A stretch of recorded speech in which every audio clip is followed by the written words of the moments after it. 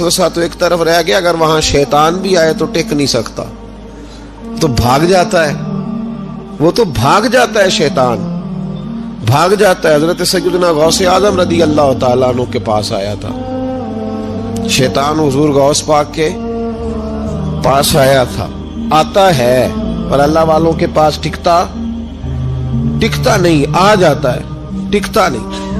حضور غوث اعظم رضی اللہ تعالیٰ عنہ نے 40 سال اللہ کی عبادت کی، 40 سال۔ یہاں بھی لوگ بڑے پریشان ہو جاتے ہیں، کیسے جی کیسے کر لی؟ تو میں نے کہا قرآن پڑھو، والذین یبیتون لربہم سجدا وقیاما، وہ راتیں گزار دیتے ہیں اپنے رب کے لیے سجدہ کرتے اور قیام کرتے۔ تو یہ قرآن کی نص نے جب بیان کر دیا، تجھے کیسے شک ہو گیا؟ قرآن کی نص بیان کر رہی ہے کہ اللہ کے کچھ بندے راتیں سجدے اور قیام میں گزار دیتے۔ حضور غوث اعظم نے 40 سال عشاء کے وضو سے فجر کی نماز ادا فرمائی۔ تو ایک دن آسمان پہ نا ایک چھوٹا سا بادل کا ٹکڑا آیا، معاذ اللہ ثم معاذ اللہ، وہ کہنے لگا عبد القادر میں تیرا رب ہوں۔ اس کے اندر سے آواز آئی، میں تیرا رب ہوں، تو نے بڑی عبادت کر لی، اب تو بے شک پڑھ بے شک نہ پڑھ۔ کئی ملنگوں کو معاف نہیں ہو گئی معاذ اللہ کہ بے شک پڑھ بے شک نہ پڑھ، عام اجازت ہے۔ تو حضور غوث اعظم رضی اللہ تعالیٰ عنہ فرمانے لگے اعوذ باللہ من الشیطان الرجیم۔ جب آپ نے یہ پڑھا تو وہ سامنے آ کے کھڑا ہو گیا، کہنے لگا عبد القادر آپ کو کیسے پتہ چلا کہ میں شیطان ہوں؟ تو آپ فرمانے لگے پاگل، مجھے کیسے پتہ نہ چلتا؟ جس رب نے اپنے پیارے حبیب علیہ السلام کو نماز معاف نہیں کی، اس نے عبد القادر کو کیسے معاف کر دی؟ جب حضور کے لیے یہ حکم نہیں آیا کہ محبوب چاہے پڑھو چاہے نہ پڑھو، وہاں تو حکم آیا کہ محبوب تہجد بھی پڑھو، وَمِنَ اللَّيْلِ فَتَہجد بِهِ نَافِلَةً لَكَ، نفع دے گی آپ کو، تہجد بھی پڑھے۔ تو ان کے لیے جب یہ حکم نہیں تو میرے لیے کیسے آ گیا؟ اب شیطان تھا نا، تو اس نے پھر ایک اور چال چلی، یہ باز نہیں آتا، ہم باز آ جاتے ہیں کئی دفعہ، اس کے پیچھے پیچھے چلنے لگ جاتے ہیں، لڑ کے تھک جاتے ہیں، وہ نہیں تھکتا، وہ نئی سے نئی چال، نئی سے نئی چال، اس کا نیا سے نیا روپ، من الجنت والناس، جنوں میں سے بھی اور اس کے نئے سے نئے روپ ہوتے۔ اس نے ایک نیا روپ دھار لیا، کہنے لگا عبد القادر 300 ولی میں نے اسی طرح گمراہ کیے، آپ چونکہ عالم تھے تو آپ کے علم نے آپ کو بچا لیا۔ تو غوث اعظم فرمانے لگے نئے روپ سے آئے ہو؟ کہنے لگا 300 میں نے گمراہ کیے، یہ تو آپ عالم تھے تو بچ گئے، آپ جانتے تھے تو بچ گئے، میں نے 300 گمراہ کیے۔ تو حضور غوث اعظم فرمانے لگے پھر گمراہ کرنے لگے ہو نیا روپ دھار کے؟ مجھے میرے علم نے نہیں بچایا، مجھے اللہ کے فضل نے بچایا ہے۔ کئی عالم بھی تو گمراہ ہو جاتے ہیں نا، مجھے میرے علم نے نہیں بچایا، مجھے میرے اللہ کے فضل نے بچایا۔ میرے بھائی، میرے عزیز طریقت کے مسافروں، یاد رکھو، سمجھ لو اس بات کو کہ وسوسہ آتا ہے۔ وسوسہ، دو قسم کے مہمان آتے ہیں، دو قسم کے مہمان۔ ایک مہمان وہ آتا ہے جو آتا ہے تو بندہ توجہ نہیں کرتا، وہ خود کہتا ہے اس نے نہیں میری طرف توجہ کی، وہ مہمان چلا جاتا ہے، پتہ نا آپ کو۔ اور جس کو بندہ اٹھ کے سینے سے لگائے اور اس کے ساتھ گفتگو شروع کر دے، وہ مہمان جاتا ہے تو بیٹھا رہتا ہے، وہ تو نہیں جاتا۔ وسوسہ آتا ہے، جو تو توجہ نہ کرے اس کا چلا جاتا ہے، اور جو سینے سے لگا لے، سوچنے لگ جائے، غور کرنے لگ جائے، اس کا وسوسہ بیٹھ جاتا ہے، اسی کے پاس رہتا ہے، دوستانہ کر لیتا ہے، کئی دفعہ تو بالکل مکان ہی ساتھ بنا لیتا ہے، ہر وقت کوئی نہ کوئی بات کان میں، ہر وقت کوئی نہ کوئی بات کان میں۔ کیوں وسوسہ آتا ہے؟ تجھے کیسے آ گیا؟ جس کا یقین کامل ہو اسے وسوسہ کیسے آئے؟ جس کی توجہ سیدھی ہو اسے وسوسہ نہ چھڑ یار دا بوہا، نہیں تے ہو جاویں گا روگی۔ جیڑی بکری اجڑوں وچھڑی او بگیاڑا جوگی۔ یہ تو بھئی تو اگر اندر رہتا، صحبت کے اندر رہتا، چھتری کے نیچے رہتا، تو پھر وسوسہ تجھے کیسے وسوسہ کس طرح تیرے پاس آیا؟ وسوسہ اس کے پاس آتا ہے جو وسوسے کی جانب توجہ کرتا ہے۔ بہت زیادہ لوگوں کو بدگمانی ہونے لگی ہے، بہت زیادہ وسوسے آنے لگے ہیں، بہت زیادہ خیال ہونے لگا ہے، بہت زیادہ توجہ ہونے لگی ہے، بڑی लोगों का मेयार इस तरफ जाए, हर चौथा आदमी आके कहता है बुरे ख्यालात आते। क्यों भाई बुरे ख्यालात आते, कैसे आ गए? हमारा तो दिल ही एक है और दिल में यार भी एक है, दूसरे के लिए जगह ही कोई नहीं, तो वसवसा कैसे आएगा?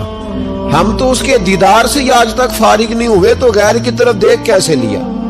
ये कैसे हो गया? मुमकिन कैसे हुआ? अपने आप को समेटे, इन वसवसों से अपने आप को बचाएं, इन पर कतई तौर पर कोई तवज्जो न दे। और अगर कभी आ भी जाए,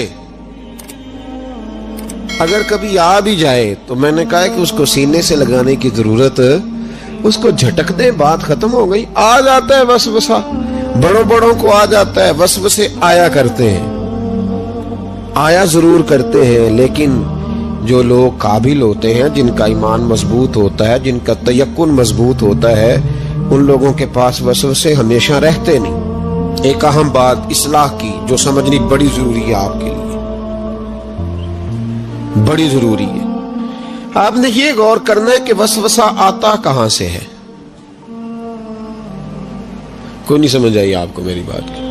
नहीं आई होती तो आप बड़ी दूर पहुंच चुके होते। सर्दी बड़ी ज्यादा थी कमरे में, तो कहीं से हवा आ रही थी ठंडी, तो अब ठंड बड़ी लग रही थी, तो बंदे ने फौरन उठ के भला क्या करना होता है? नहीं, वो पता नहीं कित्थों आ रही बारी दी, तो अभी गल ही है ना जी। अगर तो खिड़की से आ रही है तो किसको बंद करेंगे, और अगर दरवाजे से आ रही है तो जी, और अगर छोटे बच्चे ने पंखा चला दिया तो जी, चल पंखा रहा है, बंदा सारा दिन दरवाजा बंद करता रहे। समझना है आपने बात को, आपने उस दरवाजे को बंद करना है जहां से वसवसा। हजरत खुबाब रज़ी अल्लाह ताला अन्हु कहते हैं, मैंने आस बिन वाइल के हम मजदूरी की और बड़ी मुशक्कत की, मैंने बड़ी शानदार करके मैंने काम किया दयानतदारी से। वो काफिर था, मैं मुसलमान था। आप फरमाते मेरे दिल में शौक था कि पैसे मिलेंगे तो ये मैं खर्च करूंगा, और फलां जगह मैंने पैसे लगाने। बच्चों को भी बताया होता है आदमी ने कि पैसे आते हैं तो तुम्हें फलां चीज भी लेकर के दूंगा। अब मुझे बतलाइए कि अगर उस दिन पैसे न मिले या किसी वजह से डूब जाएं तो कितनी अज़ियत का और कर्ब का मसला होता है। फरमाते जब मैंने मजदूरी कर ली, काम मुकम्मल कर लिया, और मैं उसके घर गया, मैंने कहा तेरा काम मुकम्मल हो गया? उसने कहा मैंने देख लिया। तो मैंने कहा मेरे पैसे दे दो। ये देखो, ये वो ईमान है जिसके बारे में रब ने कहा वाइज़ा कील लहुम आमिनू कमा आमन अन्नास, इस तरह का ईमान लाओ। हज़रत खुबाब कहते हैं मैंने कहा पैसे? कहते बड़ा आदमी था ना, नवाब था, सेठ था, चौधरी था, पावरफुल था, तो कुर्सी पर बैठकर हंसने लगा। कहने लगा पैसे तो मिल सकते हैं पर थोड़ा सा मसला है। वो क्या? माज़अल्लाह सुम्मा माज़अल्लाह नकले कुफ्र न बाशद। कहने लगा अगर आप कलमा पढ़ना छोड़ दें तो पैसे दूंगा, वरना ये पैसे नहीं मिलेंगे। हम ये कह तो देते हैं कि सहाबा ने सब कुछ लुटाया, लेकिन जरा अपने पर और मेरे ऊपर इस बात को लागू कीजिएगा कि आपने मेहनत की हो, कमर दुखती हो, हाथों में छाले हो, और फिर वो रकम जिसकी बड़ी जरूरत हो वो रोक दी जाए। ये दावे करना, नारे लगाना काम तो आसान है, लेकिन उस जगह अपने आप को खड़ा करें। वो रकम तो तब मिलेगी, तुम तो कलमा पढ़ते हो, तुम्हें कैसे दे दें? यानी उनकी मजदूरियां दबा ली जाती, उनकी तनख्वाहें छुपा ली जाती। कहने लगा वो तब दूंगा। आप यकीन करें बड़े खूबसूरत जुमले हैं। हजरत खुबाब रज़ी अल्लाह ताला अन्हु फरमाने लगे, उसने बड़े एतमाद से बात की कि नहीं दूंगा। उसका ख्याल था कि ये लड़खड़ाएगा, ये पछताएगा। कहते मैंने भी रुमाल उठाया और कंधे पे रखा। मैंने उसे कहा यार तूने मेरे ईमान की बड़ी थोड़ी कीमत लगाई है, तेरा ये ख्याल है कि मैं इतने से पैसों पे लड़खड़ा जाऊंगा? हजरत खुबाब फरमाते मुझे अल्लाह की इज्जत की कसम, वो मेरे सारे पैसे दबा गया, ना मेरे दिल में जरा सी रंजिश आई, ना मेरे चेहरे पे जरा सा बाल आया, पेशानी पे बाल भी नहीं आया। और फरमाते हैं कि मुझे ना मजा आने लगा, मुझे लुत्फ आने लगा, मुझे जायका मिलने लगा। मैंने कहा ओहो, मैं तो बच्चों के लिए मजदूरी कर रहा था, मुझे क्या पता था कि मेरी ये मजदूरी भी मदीने वाले की गुलामी में लिखी जा रही है।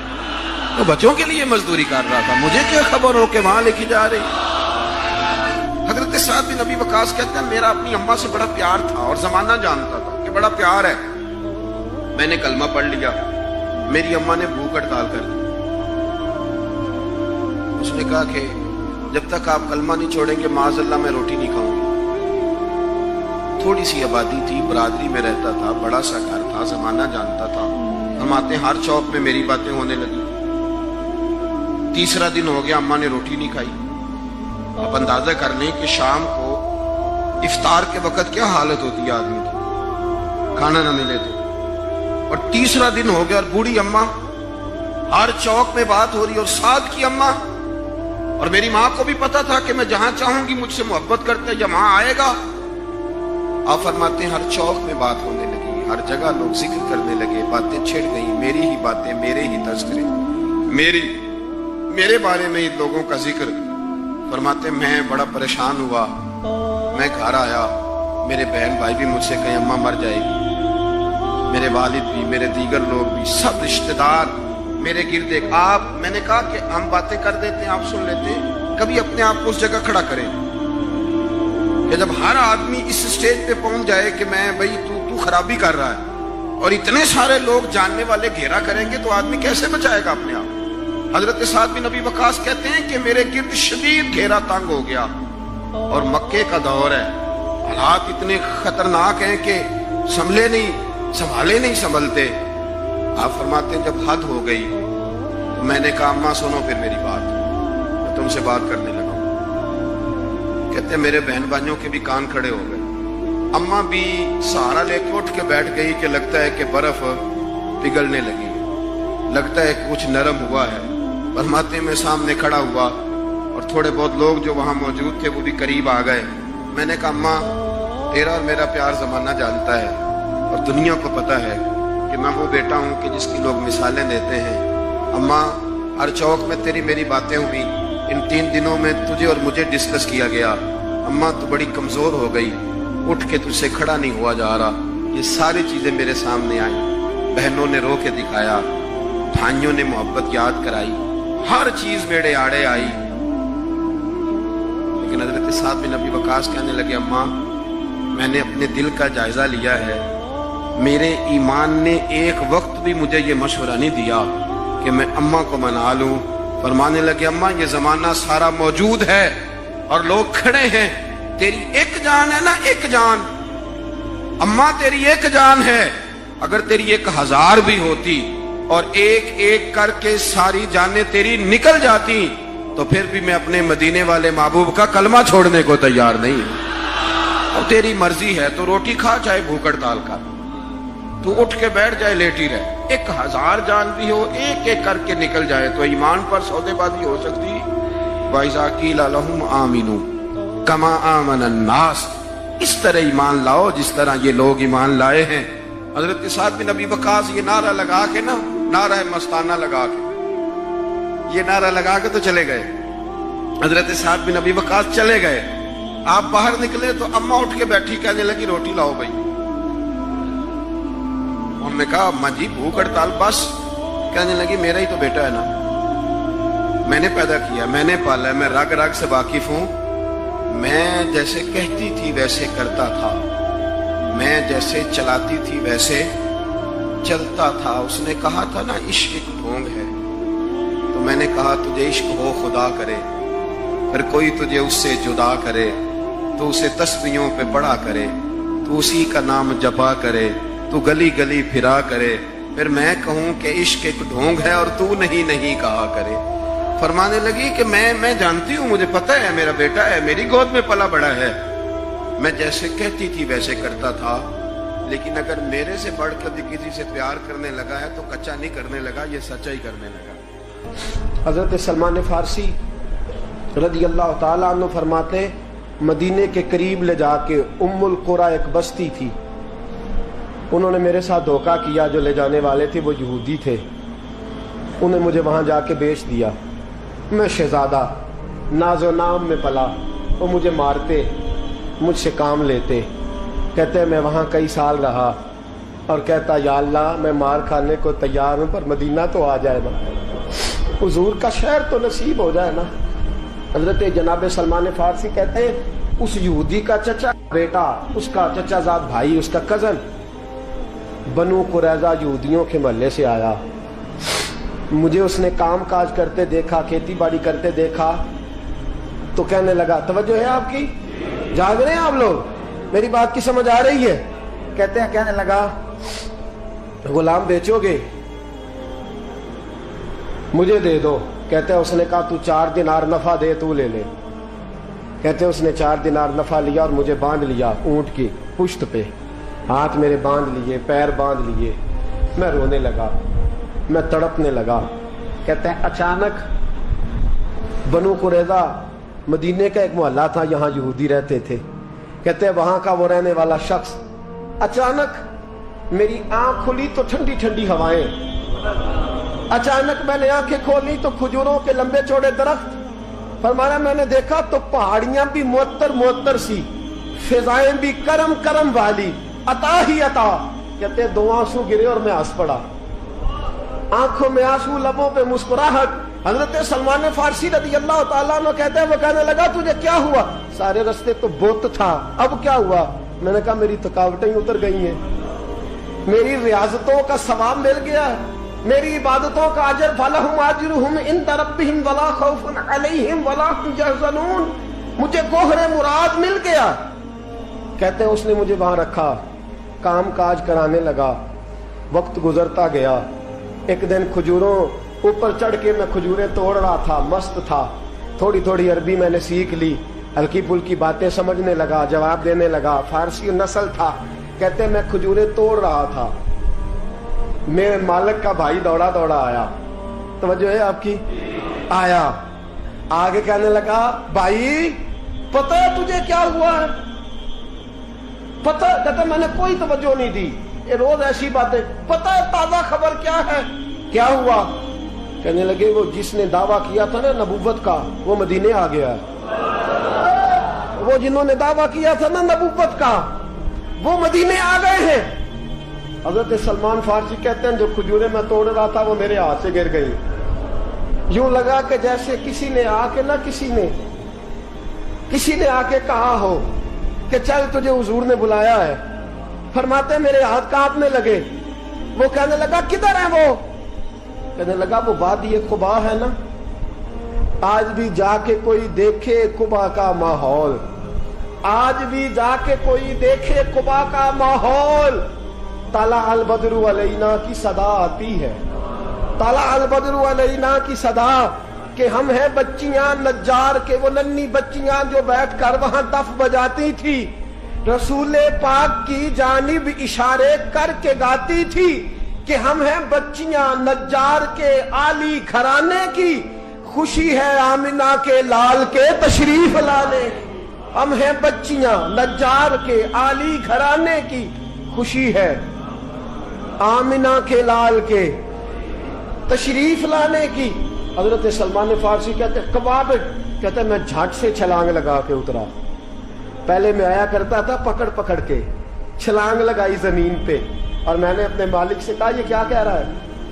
کہتے اس نے تھپڑ مارا، چل اپنا کام کر. کہتے پہلے وہ مارتا تھا تو دکھ ہوتا تھا، آج پتہ ہی نہیں چلا، آج پتہ ہی نہیں چلا. ہمارے جہاز میں ایک بابا جی بیٹھے تھے، جہاز میں بزرگ بیٹھے تھے. ان سے کسی نے کہا تھک تو نہیں گئے؟ کہنے لگے میری 11ویں حاضری ہے، تھک بڑا گیا ہوں پر جب گنبد پہ نظر پڑتی ہے تھکاوٹیں اتر جاتی ہے، کوئی تھکاوٹ نہیں رہتی. حضرت سلمان فارسی کہتے ہیں اس نے مارا، کوئی پتہ نہیں چلا.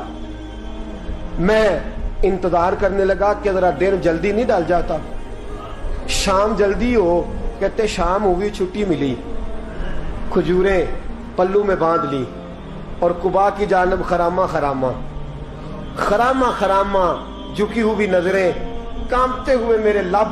اور میں جب پہنچا کہتے کھجور کے درخت کے نیچے حضور بیٹھے ہیں، بائیں جانب چراغ جل رہا ہے اور دائیں جانب سیدنا صدیق اکبر بیٹھے ہیں.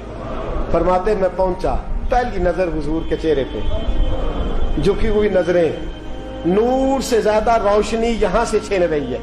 فرماتے لگتا ہے چاند بھی شرما کے پیچھے ہٹ رہا ہے. سادہ سا لباس، خوشبوؤں نے آگے بڑھ کے استقبال کیا. فرماتے ہیں یوں نظر پڑی تو یوں لگا جیسے یہ تو مجھے صدیوں سے جانتے ہیں، صدیوں سے کن فیکون اجے کل دی گل لے اساں پہلوں پریت رلائی. فرمایا لگا یہ پہلے سے جانتے. فرماتے حضور نے مسکرا کے فرمایا آئیے آئیے، اتنے جملے. فرماتے میں بیٹھ گیا، کھجوریں نکال کے دیں اور میں نے کہا حضور صدقے کی ہیں. فرماتے ہیں چونکہ نشانیاں بتائی تھی نا، دو نشانیاں یہ تھی کہ صدقہ نہیں کھائیں گے، دوسری نشانی تحفہ لے لیں گے، تیسری نشانی کے کمر کے پیچھے مہر نبوت ہوگی. حضرت سلمان فارسی رضی اللہ تعالیٰ عنہ فرماتے ہیں نبی کریم صلی اللہ علیہ وسلم کے سامنے آیا، کھجوریں پیش کی، کہا حضور صدقے کی ہیں. حضور نے میری طرف دیکھا تو مسکرائے اور بڑا کھل کے مسکرائے. فرمایا ابو بکر لوگوں میں بانٹ دو. فرماتے ہیں چہرہ میری طرف ہے، باتیں ابو بکر سے ہو رہی ہیں. سمجھایا تو مجھے جا رہا ہے نا. کہا ابو بکر لوگوں میں تمہیں پتا بھی ہے میں صدقہ نہیں لیتا. کہتے ہیں کہ نشانی پوری ہو گئی، دودھ کا پیالہ آیا، ایک گھونٹ مصطفیٰ نے لگایا، باقی سارا ہی مجھے عطا فرما دیا. فرماتے ہیں موجیں لگ گئی، میری موجیں لگ گئی. ساری رات تو نیند نہیں آئی لذت میں، اور اگلا سارا دن نیند نہیں آئی شام کے انتظار میں. کہتے ہیں پھر شام ہوئی، پھر پلو میں کھجوریں باندھی، پھر خرامہ خرامہ چل پڑا. فرماتے ہیں سارے مل مل کے جا چکے ہیں، پتہ نہیں حضور کس کا انتظار کر رہے ہیں. سارے جا چکے، شام ہو گئی.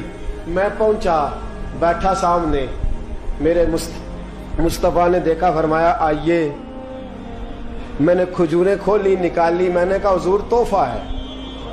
فرماتے ہیں حضور کھول کے مسکرائے، گویا حضور میری سوال کا جواب دے رہے ہوں کہ مجھے پتا ہے تو کیا کر رہا ہے. کھول کے مسکرائے، کھجور نکالی، کھائی، دوسری بھی کھائی، تیسری بھی کھائی. فرماتے ہیں مجھے یاد نہیں 10 کھائی کہ 11 کھائی. میرا لایا تحفہ حضور نے استعمال فرمایا. فرماتے ہیں میرا جی نہ کرے آنے کو، دل نہ کرے، لیکن مجبوری تھی، غلام تھا. لوٹ آیا واپس. اگلے دن حضور آ گئے جہاں آج مسجد نبوی ہے، جہاں آج مسجد نبوی ہے، جنت البقیع جہاں قبرستان ہے، وہاں حضور بیٹھے. فرماتے ہیں میں شام کو چلا تو دل میں خیال آیا مہر نبوت کیسے دیکھوں گا. 2 نشانیاں تو پوری ہو گئی، تیسری کیا ہے؟ سارے بولے. فرماتے ہیں وہ ہے 2 کندھوں کے درمیان، کیسے جرت کروں گا کہ حضور دکھائیں، کیسے کہوں گا کہ سونیا مور دیکھنی ہے. کہتے ہیں پھر دعائیں کرنے لگا دل ہی دل میں، یا اللہ ہوا چلا دے، دل ہی دل میں نا ہوا چلا دے مولا، اور حضور کی قمیض مبارک کٹ جائے میں مور دیکھ لوں. کبھی دل میں خیال آیا کوئی صحابی آ کے کہے حضور کمر کو ہاتھ لگانے کو دل کرتا ہے. کبھی خیال آیا کہ حضور خارش کرنے کے لیے ذرا دستے مبارک پیچھے کریں، کوئی تو بات بنے. فرماتے ہیں سارے رستے میں منصوبہ بندی کرتے آیا، لیکن کیا خبر تھی مجھے کہ ساری باتیں تو مصطفیٰ کے پاس پہلے سے موجود ہوتی ہیں. فرماتے ہیں میں گیا، توجہ ہے ساتھیو، کہتے میں گیا حضور کے سامنے بیٹھنے لگا. حضور نے فرمایا سلمان پیچھے آ، یہ تیری جگہ نہیں، تو پیچھے آ. فرماتے میں وہاں سے اٹھا پیچھے گیا. جیسے ہی میں پیچھے گیا حضور نے قمیض پکڑی، مہر نبوت اٹھائی. میں نے کھل کے دیکھا، کھل کے چوما، کھل کے پیار کیا. پھر حضور نے بازو تھاما، فرمایا بس بھی کر، بس بھی کر. فرمایا نبی کریم کے قدموں میں سر رکھا اور میں پھوٹ پھوٹ کے رویا. میں نے کہا سونیا میری حیات کا افسانہ پوچھنے والوں، کہیں کہیں سے یہ قصہ پڑھا نہ جائے گا. سونیا میں اصفہان سے چلا تو شام آیا، آقا میں شام سے چلا تو موصل پہنچا، موصل سے میں سیمان آیا، وہاں سے میں تموریا آیا. حضور پھر میں بکا، میں نے کسی کے جانوروں کو چارہ ڈالا، کسی کے گھر میں صفائی کری، کسی کے جوتے صاف کیے، کسی کے کپڑے دھوئے. بک بک کے آیا ہوں، بک بک کے پہنچا ہوں. مجھے جم کے قدم چومنے دے حضور، مجھے آج جی بھر کے زیارتیں کرنے دے. فرماتے حضور نے اٹھایا اور جب میرے رسول نے میرا ماتھا چوما، حضور نے جب میری پیشانی پہ بوسہ دیا تو فرماتے ہیں پھر میں نے پڑھا کلمہ لا الہ الا اللہ محمد رسول اللہ صلی اللہ. فرماتے ہیں پھر میں جانوں اور حضور. لوگوں کی چیخیں نکل گئی، لوگ رو پڑے. ایک بزرگ اٹھے, کہنے لگے عمر جب سے سلمان آیا ہے یتیم بچیوں نے کہنا شروع کر دیا ہے کوئی ہمیں یتیم نہ کہے. جب سے سلمان آیا ہے بھوکوں نے کہنا شروع کر دیا ہے کوئی ہمیں بھوکا نہ کہے. جب سے سلمان آیا ہے بے آسرا لوگوں نے کہنا شروع کر دیا ہے اب ہمارے پاس بہت بڑا آسرا ہے. جب سے سلمان آیا ہے بے گھروں کو گھر مل گئے ہیں. کہا وہ لاچار بیمار جن کے قریب کوئی نہیں جاتا تھا سلمان انہیں پاس بٹھا لیتا ہے. خدارا ہمارا گورنر نہ بدلیے گا. حضرت سلمان فارسی کھڑے ہو گئے, کہنے لگے میں بوڑھا ہو گیا ہوں, اب میرے اندر طاقتیں نہیں رہی. خدارا کبھی ایسا ہوا ہے کوئی حکمران جائے تو لوگ روئیں؟ رو رو کے لوگوں نے کہا خدارا ہمارا گورنر نہ بدلا جائے. حضرت عثمان نے کہا مجھے معاف کر دو, میں ایسے آدمی کا نام پیش کرتا ہوں جو مجھ سے بھی بہتر ہے. کون؟ کہا میں حضرت سعد بن ابی وقاص کا نام گورنر کے لیے پیش کرتا ہوں. حضرت اب وہ لوگ پتہ کیا کہنے لگے مدائن کے, کہنے لگے جی بالکل ٹھیک ہے ہمیں وہ گورنر منظور ہے پر ہماری ایک شرط ہے, ہم ان کی گورنری تب قبول کریں گے جب آپ مستقل رہائش مدائن میں رکھیں گے. ہم آپ کو یہاں رہنے نہیں دیں گے, آپ کو وہیں رہنا پڑے گا. اتنی محبتیں, اتنا پیار. حضرت سلمان نے کہا نہیں, میں تو آخری وقت مصطفیٰ کے مدینے میں گزاروں گا, میں تو حضور کے شہر مقدس میں اپنا وقت گزاروں گا, میں نہیں جاؤں گا. وہ لوگ اتنا روئے کہ حضرت فاروق اعظم بھی رو پڑے. فرمایا اے سلمان آپ واپس چلے جائیں, ان لوگوں کا خلوص آپ کی محبت سے بہت زیادہ ہے, آپ جائیے. حضرت سلمان فارسی مدائن آ گئے. جناب سعد بن ابی وقاص رضی اللہ تعالیٰ عنہ گورنر بن گئے. 3 لوگوں کے ساتھ ہمیشہ تھا. حضرت ابو دردہ تو وصال کر گئے, 3 لوگوں سے یارانہ رہا. ایک حضرت عبداللہ بن سلام سے, ایک حضرت سعد بن ابی وقاص سے چونکہ وہ پاس تھے, اور تیسرا اکثر ٹائم نکال کے مدینے جاتے تھے. کس لیے آئے ہو؟ کہا ایک تو روضہ رسول کی زیارت کرنے آیا ہوں اور دوسرا میں امام حسن سے ملنے آیا ہوں. ساری زندگی نبی پاک کے نواسوں کے پاس آتے, بات کوئی نہ کرتے, ذکر کوئی نہ کرتے. حضور کے شہزادوں کے پاس آتے, امام حسن سے ہاتھ ملاتے, امام حسن کا چہرہ دیکھتے رہتے, آنسو بہاتے رہتے.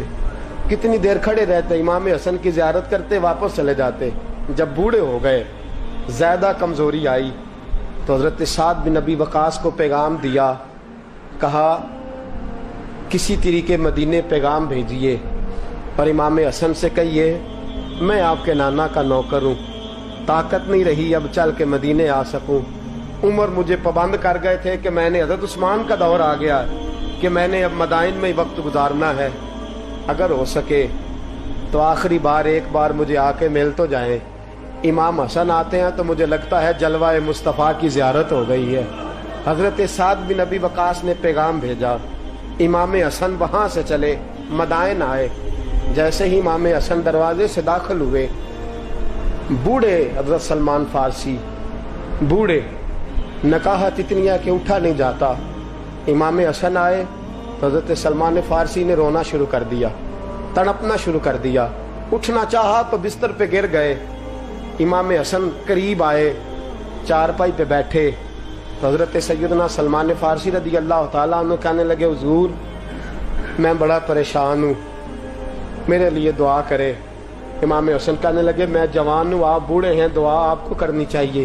کہا نہیں, آپ سے دعا اس لیے کر رہا ہوں کہ آپ کے نانا سے جو وعدے کیے تھے میں پورے نہیں کر سکا.